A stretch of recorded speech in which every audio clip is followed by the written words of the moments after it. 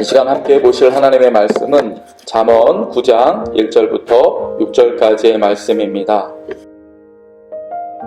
지혜가 그의 집을 짓고 7 기둥을 다듬고 짐승을 잡으며 포도주를 혼합하여 상을 갖추고 자기의 여종을 보내어 성중 높은 곳에서 불러 이르기를 어리석은 자는 이리로 돌이키라. 또 지혜 없는 자에게 이르기를 너는 와서 내 식물을 먹으며 내 혼합한 포도주를 마시고 어리석음을 버리고 생명을 얻으라. 명철의 길을 행하라 하느니라. 아멘. 남한산성 옆에는 작은 사당이 하나 있습니다. 이 사당이 지어진 사연을 들어보면 숙연해집니다. 때는 병자호란이 나기 전이었습니다. 당시의 왕은 2 사람의 신하에게 성을 쌓도록 지시를 내렸습니다.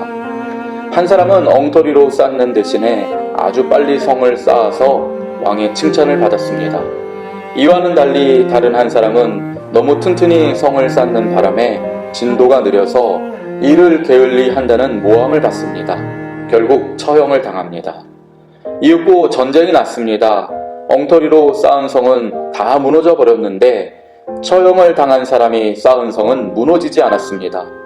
그때서야 왕은 처형당한 신하가 정직하고 충성된 사람인 줄 알고 그를 기리는 사당을 만들어 주게 된 것입니다.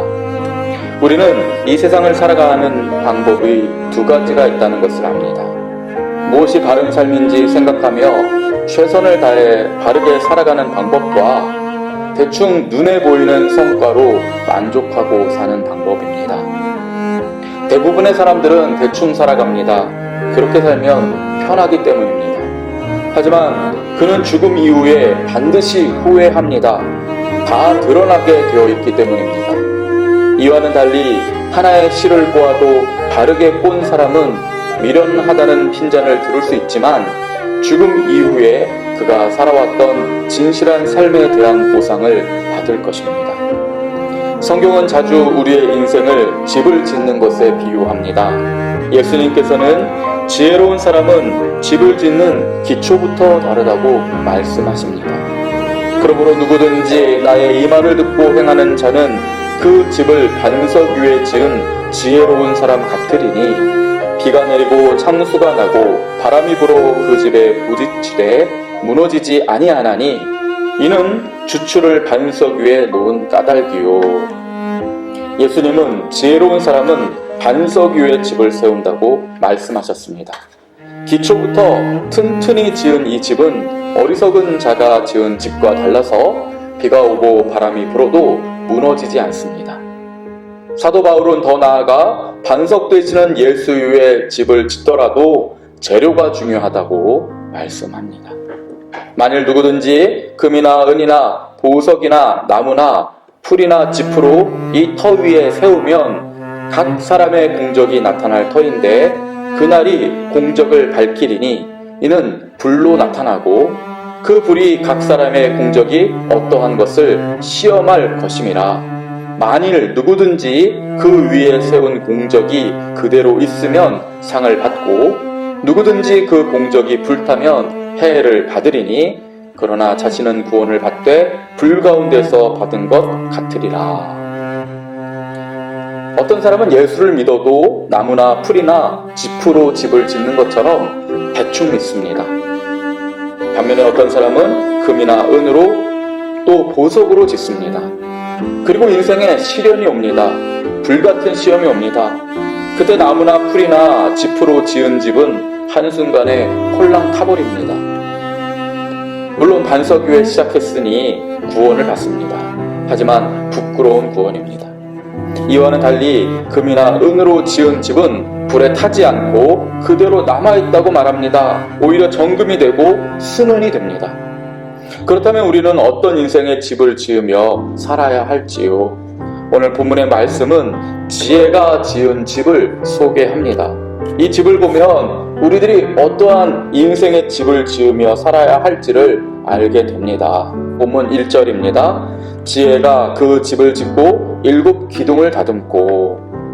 지혜가 지은 집은 일단 튼튼하고 큰 집이라는 사실을 알게 됩니다. 7 기둥으로 되어 있다. 그렇게 말씀하고 있습니다. 7 기둥으로 되어 있다는 말은 딱 7개의 기둥이라는 말이 아닙니다. 안전하다는 뜻이지요. 그러므로 지혜의 집은 큰 집이고 무너지지 않을 집입니다. 또한 기둥이 그렇게 많으니 방도 많고 그 방마다 값진 것들이 준비되어 있다는 것을 뜻합니다.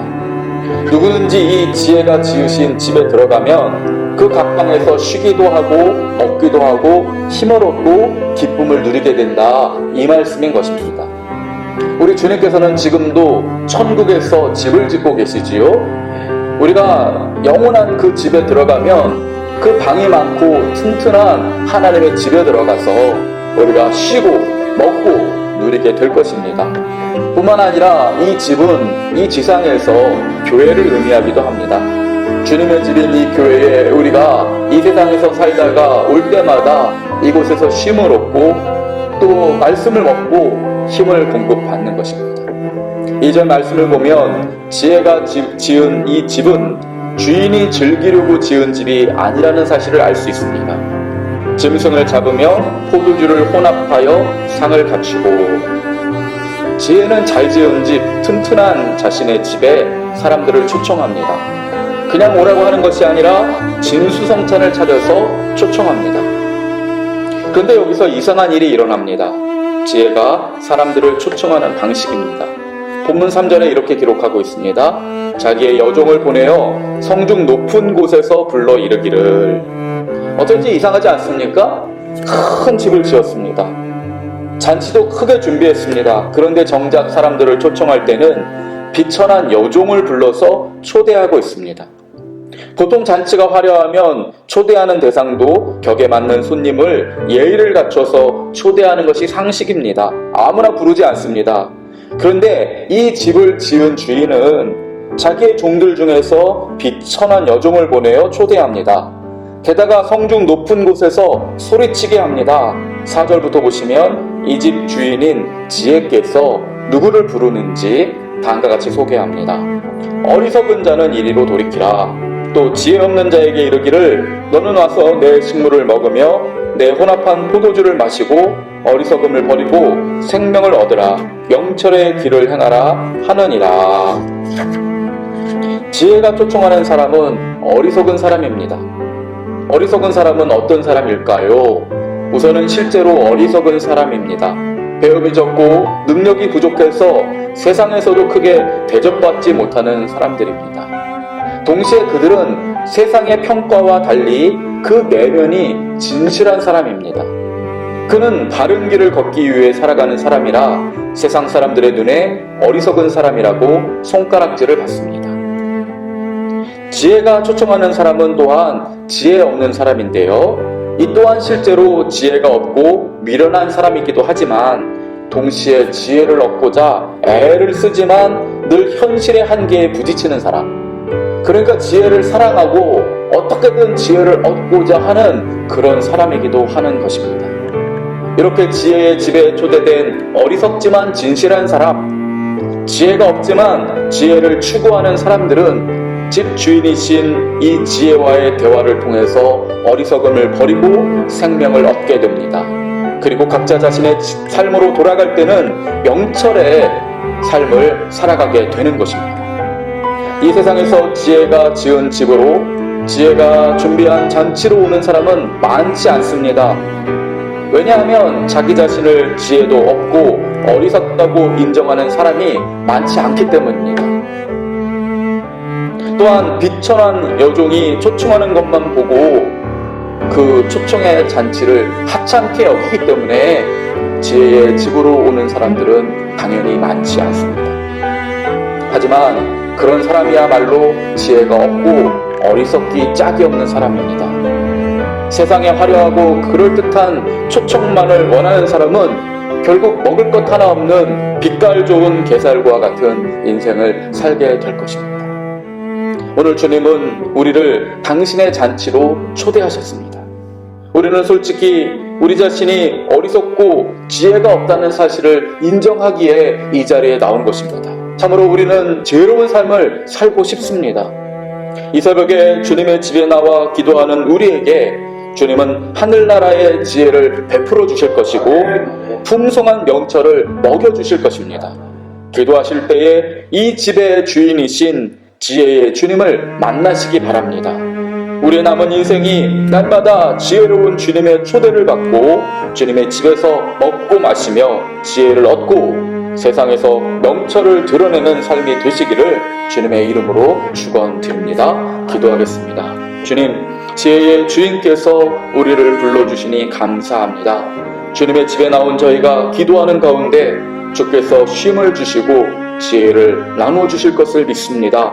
우리의 인생이 날마다 주님의 집에서 은혜를 얻게 하시고 세상에 나가서는 주님이 주신 명철을 행하는 복된 삶이 되게 하여 주옵소서. 예수님 이름으로 기도드립니다. 아멘.